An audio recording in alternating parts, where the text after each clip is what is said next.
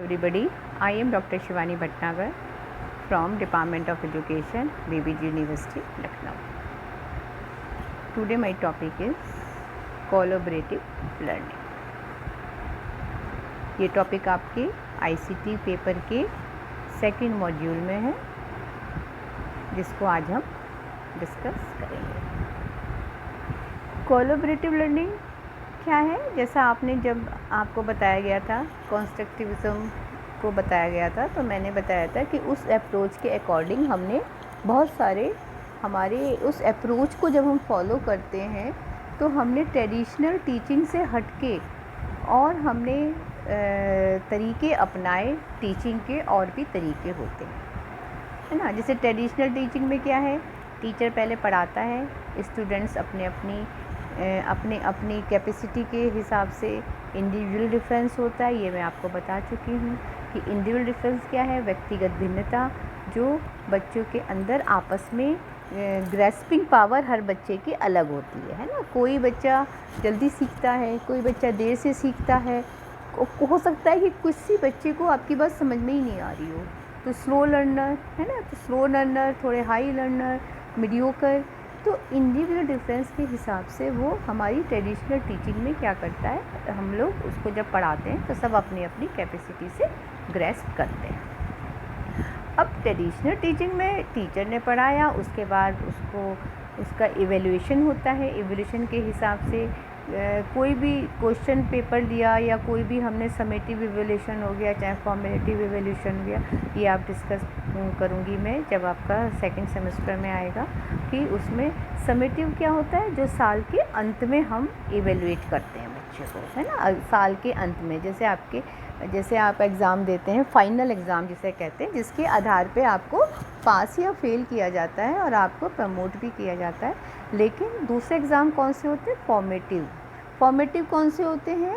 जिसमें हम पास या फेल नहीं करेंगे, लेकिन उससे बच्चे को अपनी स्टेटस पता चलता है, टीचर को भी पता चलता है कि मेरा जो पढ़ाने का तरीका है या जो मेरी बात बच्चे ढंग से समझ रहे हैं, मुझे अपनी कौन सी टीचिंग की जो टेक्निक्स हैं उसको बदलनी पड़ेंगी, अपने तरीके को बदलना पड़ेगा या ऑडियो विजुअल एड यूज़ करना पड़ेगा।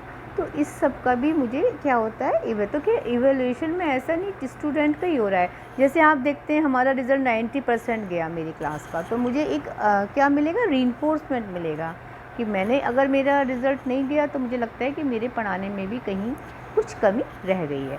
तो मेरा कहने का मतलब आपसे यह है कि जो हमारी ट्रेडिशनल टीचिंग है उसमें केवल टीचर पढ़ाता है, स्टूडेंट सब सीखते हैं, एग्ज़ाम होता है, उसके बाद जो भी आपके मार्क्स होते हैं, उसके बाद उसके मार्क्स आपको डिस्क्लोज़ किए जाते हैं। फिर वो असाइनमेंट्स या वो रिज़ल्ट आप अपने पास रख लेते हैं। यदि असाइनमेंट देता है, असाइनमेंट बेस एग्ज़ाम होता है, तो वह असाइनमेंट हम क्या करते हैं, इंडिविजुअली बच्चे को नंबर मिलते हैं, सबकी परफॉर्मेंस अलग अलग मार्क्स आते हैं। बाद में वो असाइनमेंट्स हमें बांध के अपनी अलमारी में रख लेते हैं टीचर। तो ये ट्रेडिशनल टीचिंग का हमारा रूप है। लेकिन कंस्ट्रक्टिविज़म जब से हमारी अप्रोच आई, उन्होंने कहा कि टीचर जो है, जितने भी हमारे ये साइकोलॉजिस्ट थे जो कंस्ट्रक्टिविज़म को मानते थे, उन्होंने कहा कि स्टूडेंट जो है अपनी नॉलेज खुद कंस्ट्रक्ट करता है ना। जब उसका इंटरेक्शन होता है सोसाइटी से, जब वो सोसाइटी में के थ्रू उसका बाहर जाता है, व्यवहारिक होता है, तो उसको क्या होता है, उसको खुद वो अपनी नॉलेज कंस्ट्रक्ट कर लेता है। तो इसमें कुछ कंस्ट्रक्टिविज़म में कुछ ऐसे हमारे साइकोलॉजिस्ट थे जो ये कहते थे कि समाज की ज़रूरत है, लेकिन कुछ लोग कहते थे समाज की ज़रूरत भी नहीं है, बच्चा खुद अपने एक्सपीरियंस से वो सीख लेगा। मैंने बताया था कि ये एडगर डेल ने भी बताया था कि जो रियल लाइफ एक्सपीरियंस होता है उससे बच्चा अपने खुद ज़्यादा सीखता है, अपनी नॉलेज को कंस्ट्रक्ट करता है। तो कोलैबोरेटिव लर्निंग जो है, ये सबसे पहली बात तो आपकी क्या हो गई कि ये आपकी कंस्ट्रक्टिविज़म अप्रोच पर आधारित है ना। इसमें आपने देखा कि इसमें ट्रेडिशनल टीचिंग से हटकर क्या बताया गया कि आपस में सारे बच्चे मिलकर काम करते हैं और इसका क्या बेस है, मतलब ट्रस्ट होता है, विश्वास के साथ एक दूसरे से काम करते हैं, जिससे कि एक उनको ऑब्जेक्टिव आपस में मिलके वो ऑब्जेक्टिव को अचीव करते हैं। तो मेरे ख्याल से आपको समझ में आया होगा कि this is the new technique, new innovation of teaching, जिसमें ट्रेडिशनल टीचिंग से हटके टीचर पैसिव होता है, स्टूडेंट्स के संग वो एक फैसिलिटेटर की तरह कार्य करता है और अपना बच्चे खुद अपने हिसाब से अपनी नॉलेज को कंस्ट्रक्ट करते हैं, यानी कि सबको अलग अलग रिवॉर्ड रीइंफोर्समेंट मिलता है और जिससे कि अलग भी मिलता है और ग्रुप को भी मिलता है। और पहली और तीसरी बात यह है कि ये हमारी किसको फॉलो करती है, कंस्ट्रक्टिविज़्म अप्रोच को। तो आपने कोऑपरेटिव लर्निंग पढ़ा था, दूसरा कौन सा है, लर्निंग। तो आपको सबसे पहले जो मैंने बताया था कोऑपरेटिव लर्निंग था, जो ये भी आपका सेकंड मॉड्यूल का पार्ट था। और आपने पढ़ा था क्या, कंस्ट्रक्टिविज़्म अप्रोच, ये भी आपका क्या था, ये आपके फर्स्ट मॉड्यूल में मैंने पढ़ाया था, लेकिन कोलैबोरेटिव और कोऑपरेटिव आपके सेकंड मॉड्यूल में। तो अब हम चलते हैं, this is the innovative technique of teaching, collaborative learning. Collaborative learning in a large diverse educational community, collaborative learning means different things to different people. For some, the focus of collaborative learning involves changing the classroom landscape by grouping students in pods to encourage greater peer instruction. इसमें क्या करते हैं, जो traditional teaching में बच्चे सब अलग अलग क्लास में बैठे होते हैं, कोलैबोरेटिव लर्निंग में ग्रुप में बच्चों को बिठाते हैं और उस ग्रुप में हर तरह के बच्चे होते हैं। हर उनके ऐसा नहीं है कि एक से बच्चे नहीं होंगे, उनकी जो भी उनकी कैपेबिलिटी है, डिफरेंट कैपेबिलिटी के बच्चे हम सब ग्रुप में स्प्रेड करते हैं। फिर एक collaborative learning is a method of teaching and learning in which student team together to explore a significant question or create a meaningful project. A group of students discussing a lecture or student from different schools working together over the internet on a shared assignment or both example of collaborative learning. जैसे आप देखिए, आप लोग को assignment दिया जाता है तो आप लोग उसमें आपस में भी या बात करके उस असाइनमेंट में को डिस्कस करके लिखते हैं, चाहे इंटरनेट से भी आप शेयर कर लेते हैं, जिसमें आप क्या करते हैं, जो भी आप अपने असाइनमेंट में इंफॉर्मेशन डालेंगे इंटरनेट से या किसी स्टूडेंट से बात करी, आपने चैटिंग करी, तो वो क्या है, हमारा share assignment are both example of collaborative learning. तो पहली बात तो ग्रुप में होता है, सब लोग आपस में आपस में विश्वास के साथ एक दूसरे से नॉलेज को शेयर करके अपना काम पूरा करते हैं। Collaborative learning, in a collaborative learning students work together in small group on a structured activity. जो एक्टिविटी होती है वो पहले से ही हम क्या करते हैं, प्री प्लान्ड होती है। They are individually accountable for their work and the work of the group as a whole is also assessed. तो सबको इंडिविजुअल वर्क दिया जाता है उस ग्रुप में और उस पूरे ग्रुप का भी असेसमेंट होता है और इंडिविजुअल भी होता है। Cooperative learning group work face to face and learn to work as a team. Collaborative learning, in a small group, students can share strengths and also develop their weaker skill. They develop their interpersonal skill. They learn to deal with conflict. तो आपस में ये लोग सहयोग के संग काम करते हैं, आपस में इंटरेक्शन होता है तो सोशल स्किल भी डेवलप होती है और आपस में अगर कोई उनमें मनमुटाव होता है तो उसको भी डील करने की उनके अंदर क्या होती है, एफिशिएंसी होती है। When collaborative groups are guided by clear objectives, students engage in numerous activities that improve their understanding of subjects explored.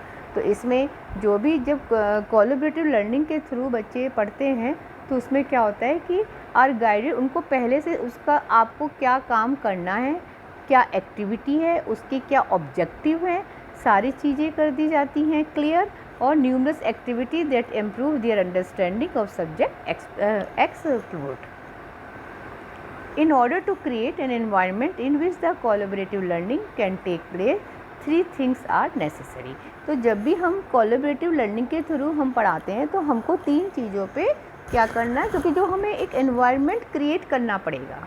जो हमारी ट्रेडिशनल टीचिंग का एनवायरनमेंट होता है वो हमारा सब एक फॉर्मल होता है, सीटिंग अरेंजमेंट होता है, ब्लैक बोर्ड होता है, टीचर होती है ना, उस समझाने का तो एक ट्रेडिशनली हमारा स्ट्रक्चर होता है। लेकिन कोलैबोरेटिव लर्निंग में क्या होता है कि हमें उसको एनवायरनमेंट को जब हम क्रिएट करेंगे, हमें सारी चीज़ें चेंज करनी होगी, क्योंकि वहाँ पे टीचर तो है नहीं, स्टूडेंट्स आपस में ही काम करके करते हैं।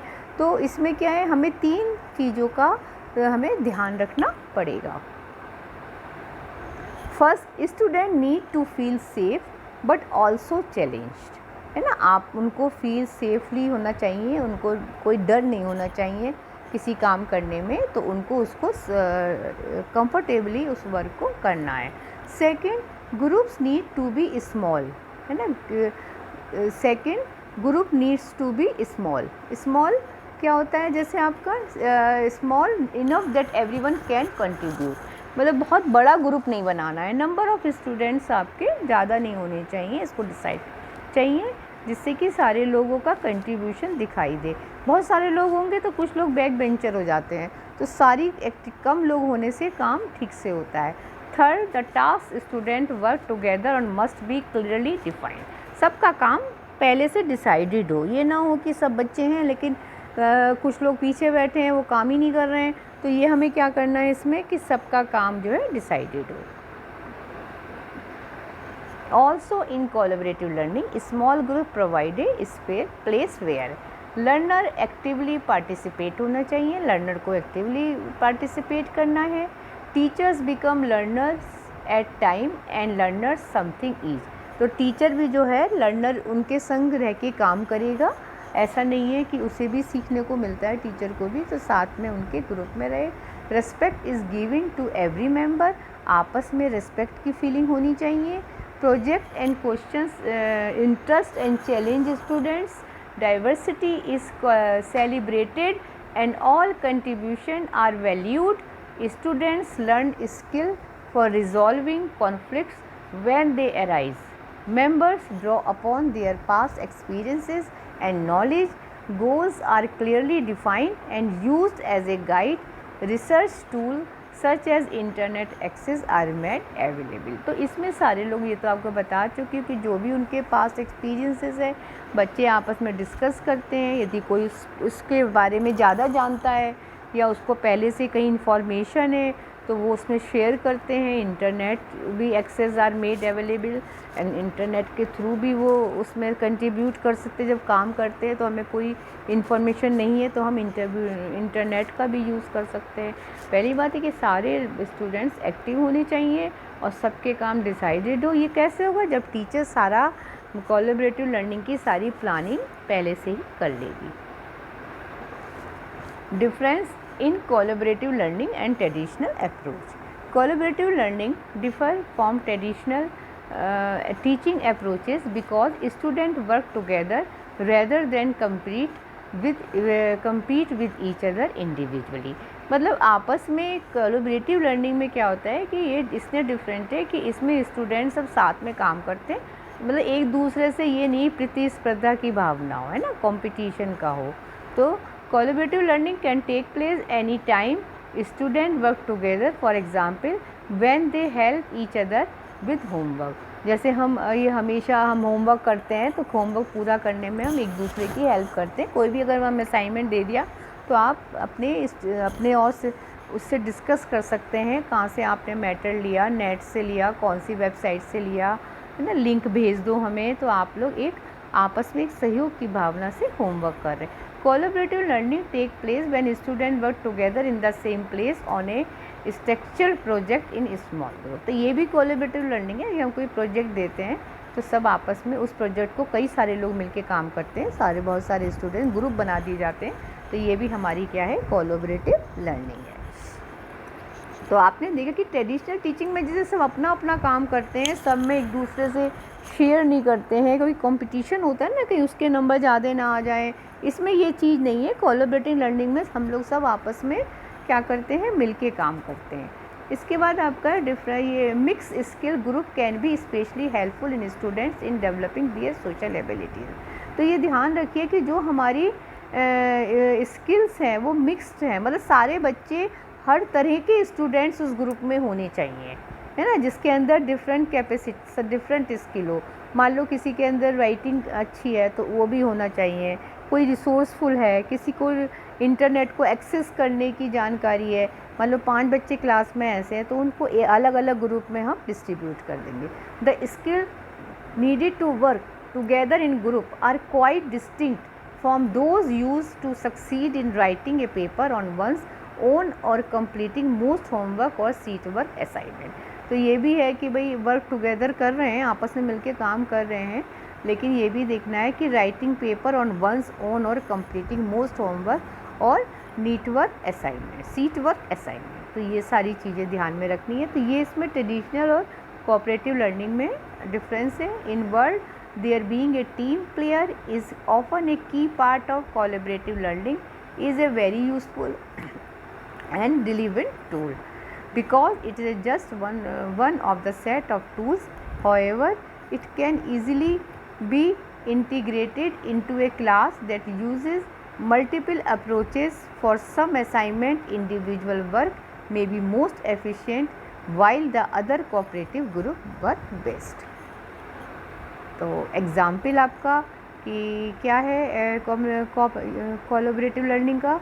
Rita is a primary teacher. He had read about the benefit of collaborative learning and wanted to try out in a class to facilitate the theme of travel in EVS slide. तो आपको कोई रीता एक primary teacher है for example, तो वो कैसे use करेगी उसको क्लास में, इसको कोलैबोरेटिव लर्निंग को।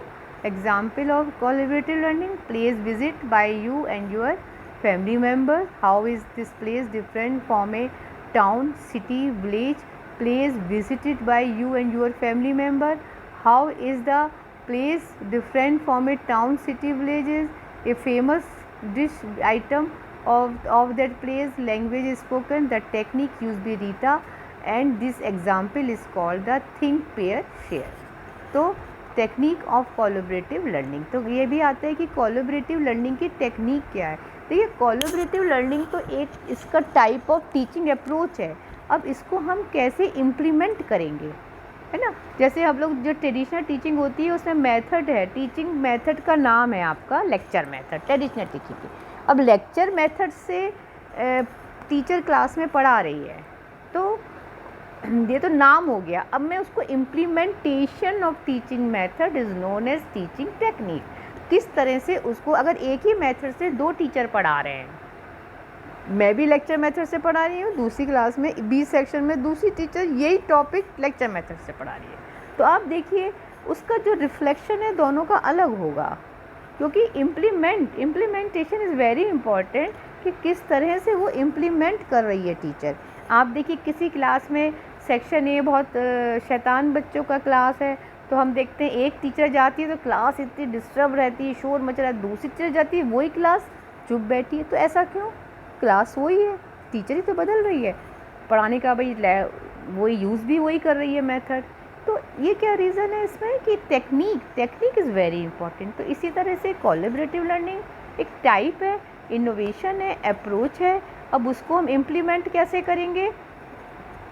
Think, pair, share. जैसे रीता ने क्या करा कि भाई कैसे हम विज़िट, वो था आपका ट्रैवल चैप्टर है, कोई टीचर है उसने कैसे करेगी, तो ये कौन सी टेक्निक है? Think, pair, share. ये टेट में क्वेश्चन आया था, ये कोलैबोरेटिव लर्निंग की टेक्निक्स ऑफ कोलैबोरेटिव लर्निंग क्या है, तो think, pair, share.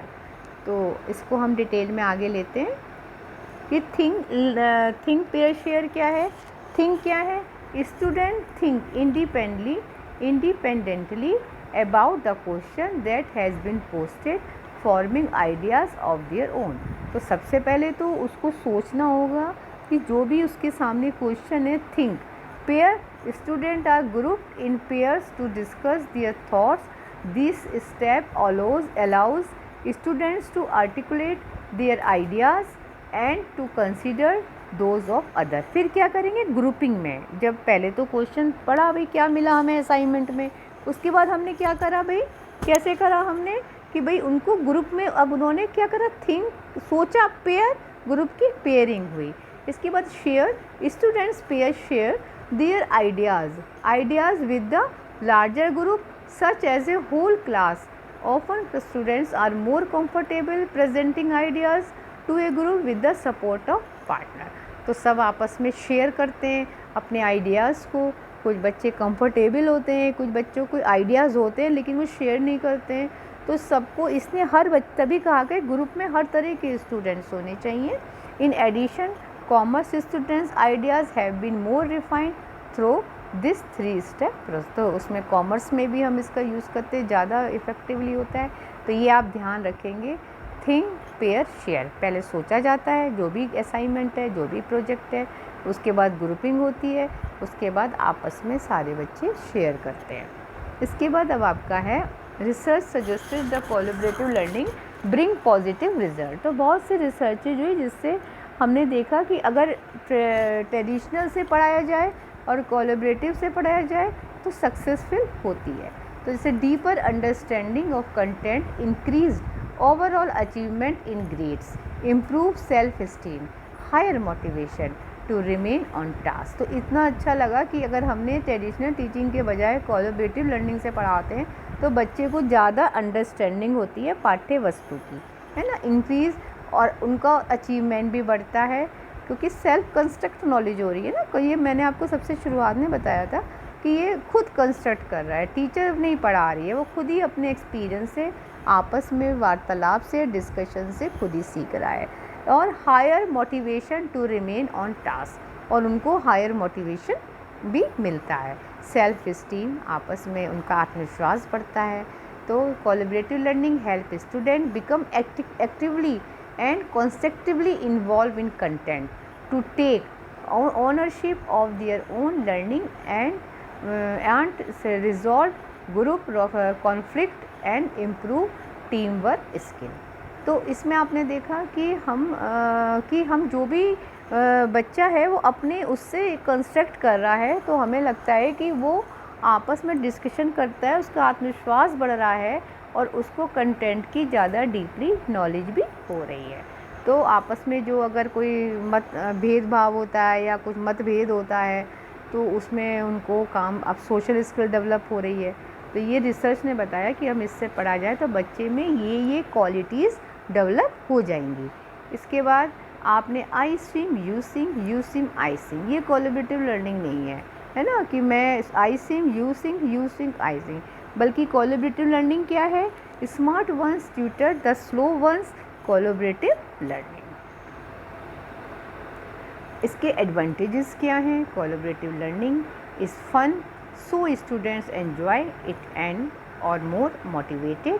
Collaborative learning, ये तो बताया ही है कि मोटिवेटेड बच्चे ज़्यादा होते हैं। अगर मोटिवेशन बढ़ेगा तभी बच्चों की लर्निंग भी अच्छी होगी।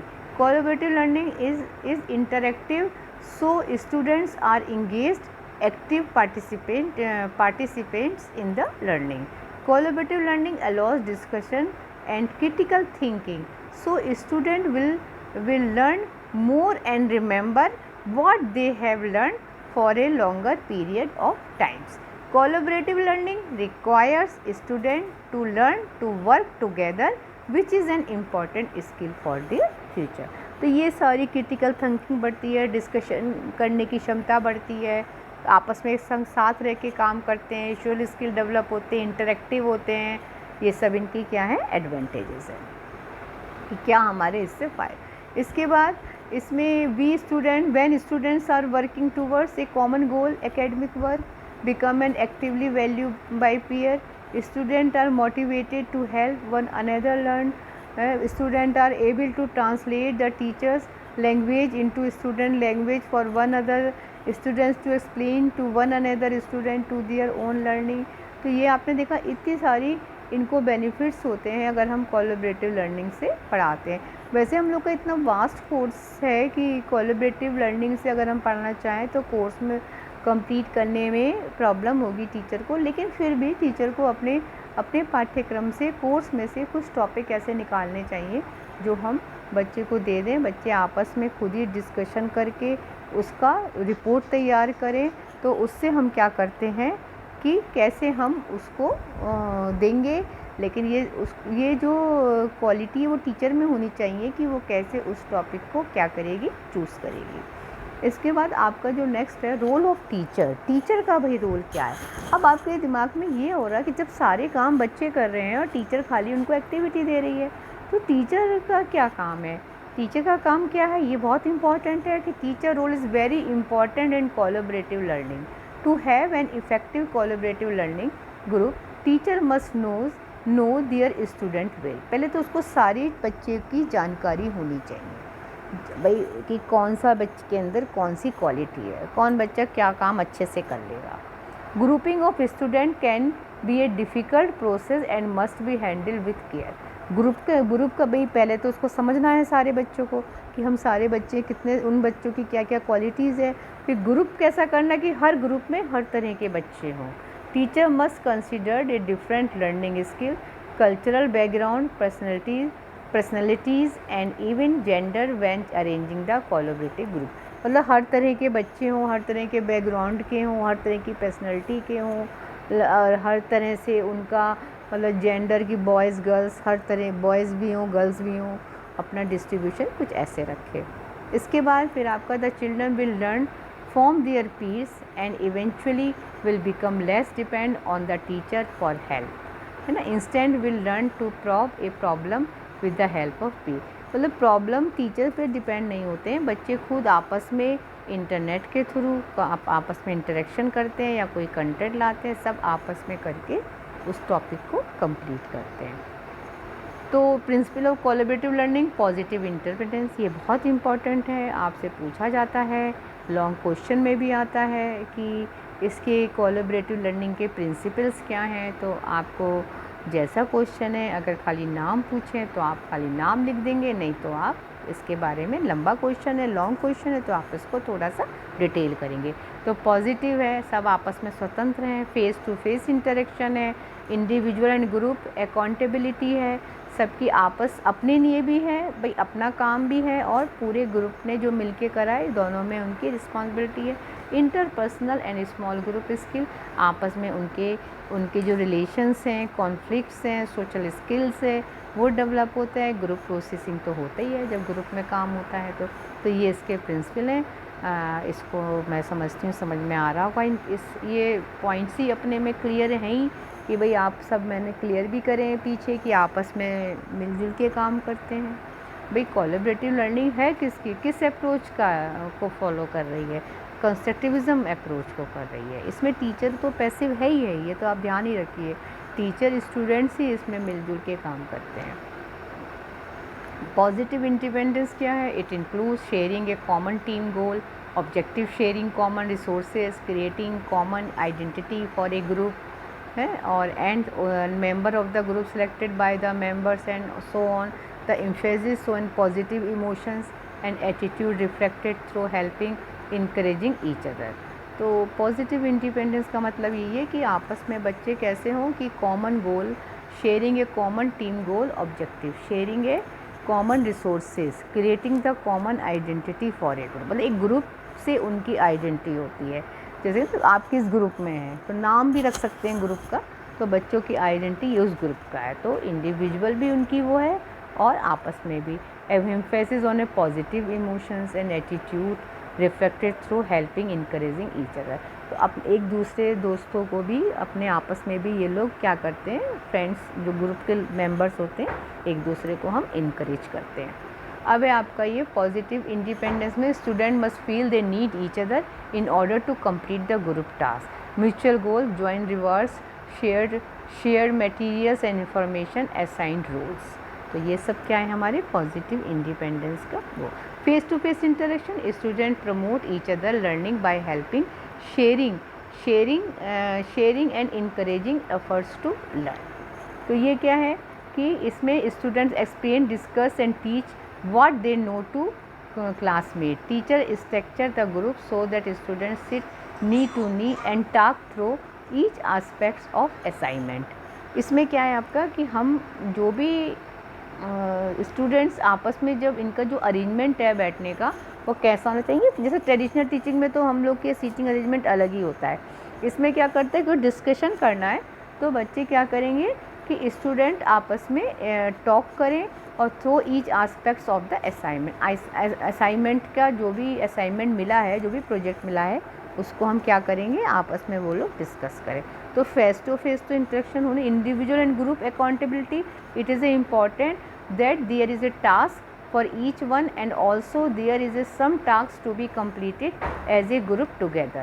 For example, different team members can be given responsibility is to collect different items, but then the whole group must be responsible for putting the collection in order. The team together can also decide a name of the for the collection. तो ये आपस में जो इनका वो है कि हर एक का टास्क ग्रुप में जितने भी मेंबर्स हैं वो आपस में भी ये लोग कर सकते हैं, टीचर ही बता सकती है किसको क्या काम करना है, म्यूचुअल अंडरस्टैंडिंग से डिसाइड हो सकता है। वही the team together can also decide a name for the collection. Interpersonal and small group skill क्या है? Groups can not function effectively is student do not have and use needed social skill. Teacher teach the skill as purposefully and precisely as a academic skill.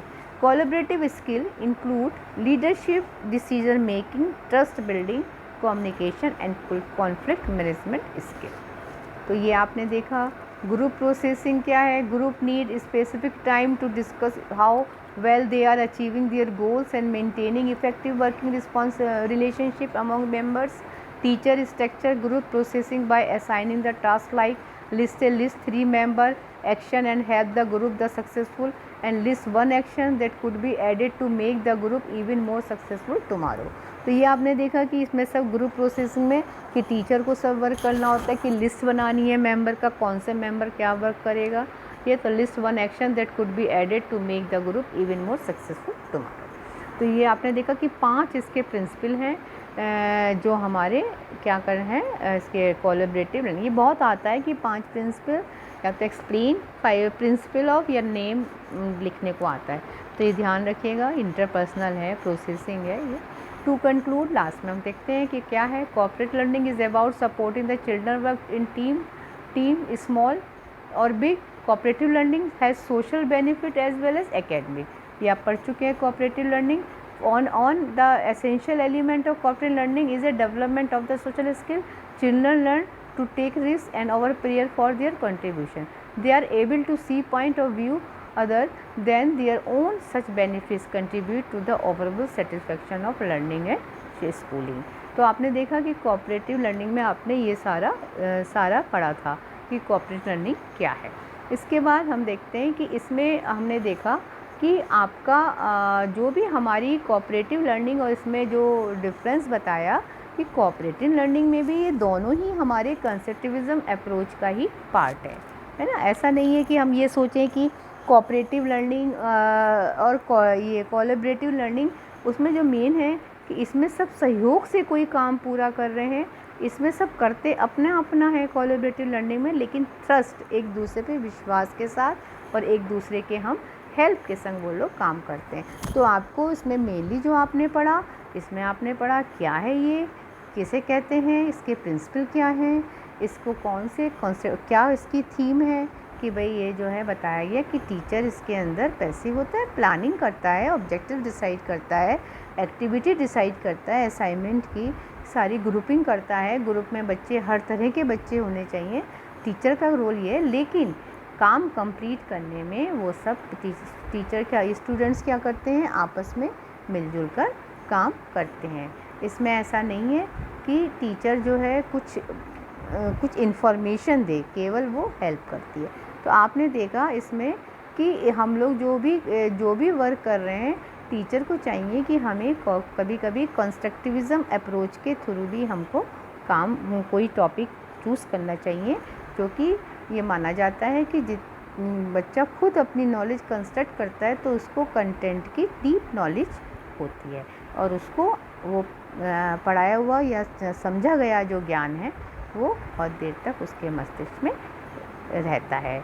मैं आशा करती हूँ आपको ये video knowledgeable हुआ होगा इस सेशन में, और इसमें आपको ये मैं शुरू में ही बता दिया था कि ये आपके ICT पेपर के सेकंड मॉड्यूल में है। इसमें प्रिंसिपल पढ़िए ध्यान से कैसे और इसका प्रोसीजर कैसा है। Thank you so much.